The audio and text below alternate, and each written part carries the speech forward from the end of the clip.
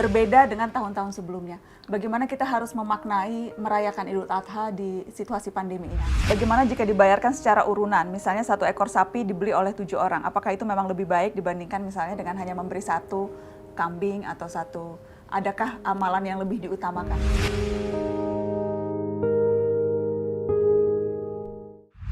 Yang jelas momen terdekat yang sebentar lagi akan kita lalui sama-sama adalah merayakan Idul Adha atau Lebaran Haji. Tapi memang tahun ini karena kondisi dan situasi kita harus merayakan Idul Adha dengan prihatin. Ada yang mungkin malah tidak bisa sholat Idul Adha, ada yang bisa sholat tapi dengan protokol kesehatan yang ketat. Jadi berbeda dengan tahun-tahun sebelumnya. Bagaimana kita harus memaknai merayakan Idul Adha di situasi pandemi ini? Saya ke Abi dulu. Rayakan substansinya.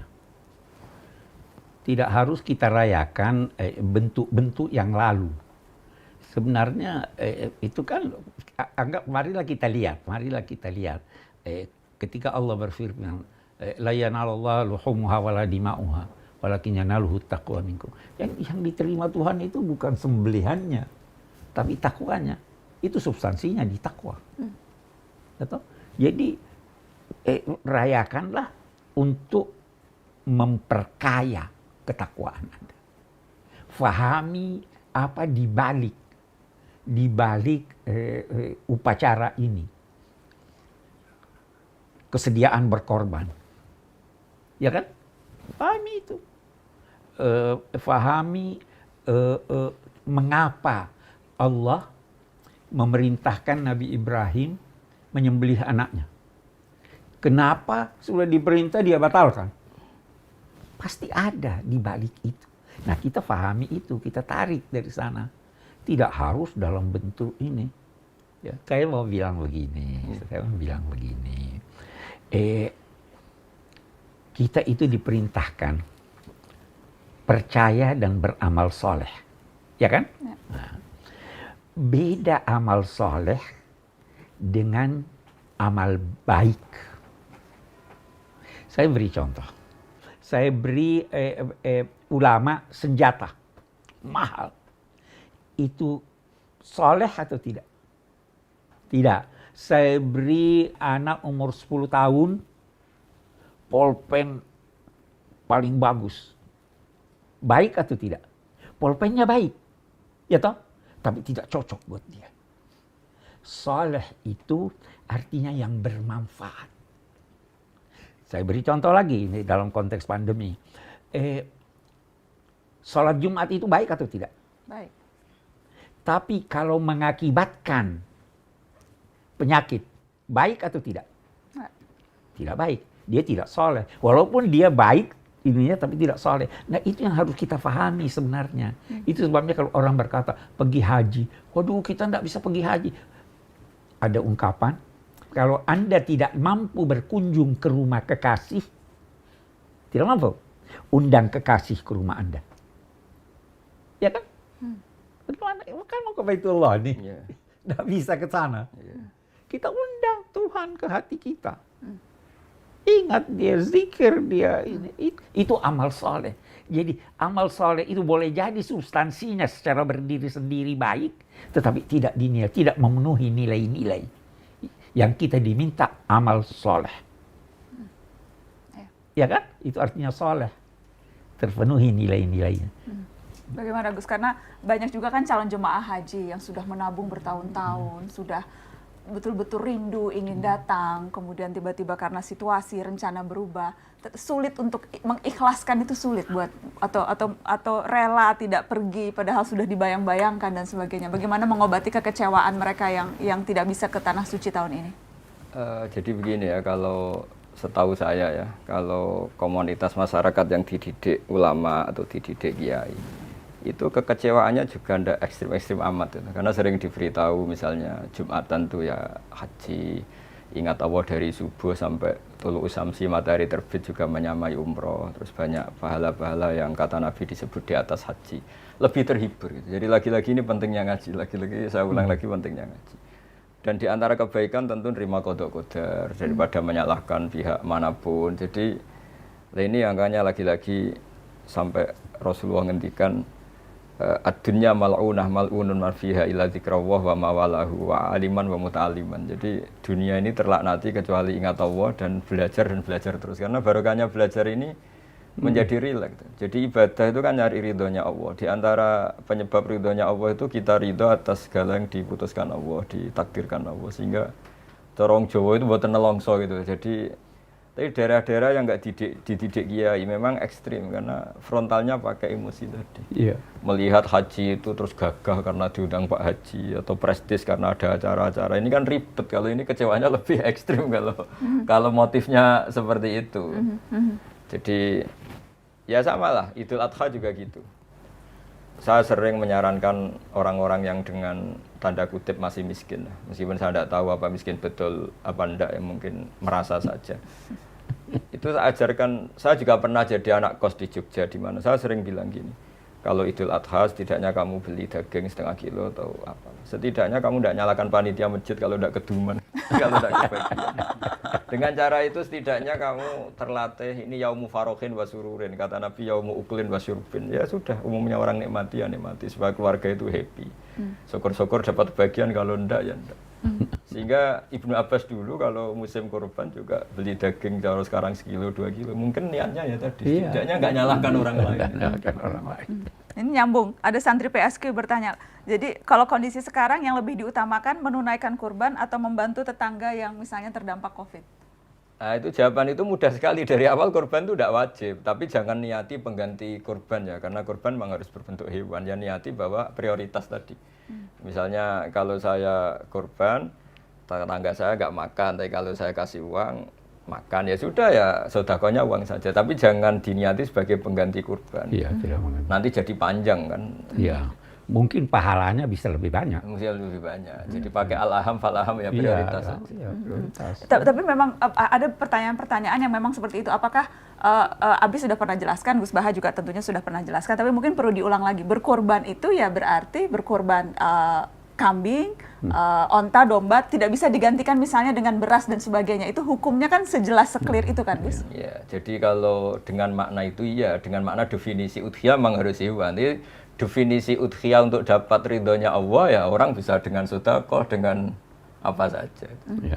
Tapi kalau niatnya memang untuk berkurban, niatnya ya harus kurban. harus dengan hewan. Harus, Tidak bisa ya. misalnya diganti beras atau diganti apa. Ini saya ada pertanyaan. Nanti lama-lama diganti pulsa loh kalau Tidak boleh diganti pulsa. iya kan. Ini pertanyaan. Anak-anak sekarang, anak-anak miskin sekarang tuh kadang butuhnya enggak beras, enggak apa, butuh beli apa itu kuota ya. Nah, lama-lama nanti bilang ke orang kayanya, saya jangan dikasih beras tapi kasih kuota. Ribet kan. Nggak boleh ya teman-teman. Jadi itu kata Abi, kata Gus Baha, kalau niatnya kurban ya memang harus hewan. Tapi kalau untuk Hewan tertentu lagi. hewan tertentu ya, Iya, Bi? hewan Tertentu. Jadi kambing, sapi, unta, domba. hanya itu teman-teman. Jadi kalau niatnya kurban ya memang hanya itu. Ini ada pertanyaan yang memang spesifik seperti itu. Ini juga ada pertanyaan dari Triantoro 967. Assalamualaikum. Waalaikumsalam. Saya ingin bertanya, apakah orang yang belum akikah tidak boleh berkurban? Dan bagaimana jika orang tua kita sudah meninggal tapi belum akikah? Nah, itu dari awal kita mazhab Syafi'i, dari awal akikah itu tidak wajib. Tapi kalau bagi yang berpendapat akikah atau udhiyah wajib ya monggo, prioritas yang mana yang Wajib, iya. Jadi itu kan pertanyaannya kan dari satu disiplin ilmu ya. Jadi Nabi pernah ngendikan yang seakan-akan udhiyah itu wajib. Jadi ada kalimat man wajada sa'atan li ayyudhiya falam yudhi fala yaqrubanna musallana. Ada yang fala yahdur musallana. Siapa yang mampu berkorban tapi tidak korban enggak usah dekat-dekat musala kami. Sehingga ada yang berpendapat udhiyah itu wajib. Iya. Nah menurut saya dalam konteks tertentu mungkin ya. Ketika dalam konteks rivalitas misalnya gini. Ada pengaruh buruk yang ditimbulkan karena orang yang batil ini, yang maksiat ini mayor-mayoran terus. Yang ini keluarga orang soleh, komunitasnya tempe terus, tahu terus. Sehingga masyarakat ini merasa utang jasanya sama yang fasik, sama yang nggak bener ini. Maka menurut saya orang soleh di daerah ini, menurut saya kalau punya kemampuan itu wajib berkorban. Karena efeknya nanti supaya tadi, takutnya al-insan abdul ihsan tadi, supaya orang-orang ini berutang jasa juga sama orang soleh. Tapi secara disiplin fikih memang udhiyah itu sunat, akikah juga sunat. Sehingga nggak perlu ada pertanyaan tumpang tindih mana yang harus diprioritaskan gitu. Oke, ini satu lagi pertanyaan soal kurban. bagaimana untuk amalannya? Bagaimana jika dibayarkan secara urunan? Misalnya 1 ekor sapi dibeli oleh 7 orang. Apakah itu memang lebih baik dibandingkan misalnya dengan hanya memberi 1 kambing atau 1? Adakah amalan yang lebih diutamakan? Kalau di kitab-kitab fikih memang kambing lebih utama ketimbang sapi dalam banyak pendapat ulama. Alasannya lebih privat. Alasannya andai kan ada hewan yang lebih baik ketimbang kambing, mungkin Nabi Ismail diganti hewan itu. Nyatanya Allah mengganti dengan kambing. Terus ketika Nabi mengkorbankan keluarganya, doha Rasulullah bikabsaini amlahaini. Nabi ketika mengkorbankan untuk keluarganya dan yang satu untuk umatnya juga milih kambing. Sehingga banyak ulama yang berpendapat kambing. Tapi semenjak ada gaya-gayanan, itu begini Pak Kures, di fenomena di daerah kami itu. Semenjak banyak orang PNS atau orang mapan atau orang kelas menengah, itu nganggap kambing itu problem karena darah tinggi ini. Jika kadang bagi daging kambing itu susah.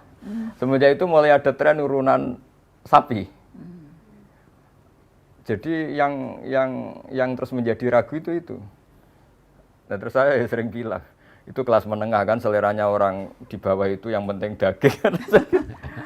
Tapi menurut pendapat saya kayaknya memang kalau sama-sama 7 1 sapi sama 1 personal kambing, saya lebih ikut pendapat yang mengatakan lebih baik kambing. Karena tadi laukana hunaka hayawanun yang lebih baik. Andai kan di sana ada hewan yang lebih baik dibanding kambing, mungkin Nabi Ismail gantinya ada kambing. Dan nyatanya Allah milihnya kambing. Itu alasannya ulama itu. Sempat dengar Gus Baha bilang kalau sapi pakai bertujuh nanti dipakainya rame-rame selesai. Itu guyonannya itu gara-gara gini. Saya di Jogja itu, saya itu kan itu Pak Kores, karena dulu saya pernah mimpin musyawarah fikih. Pertanyaan itu nakal-nakal gini.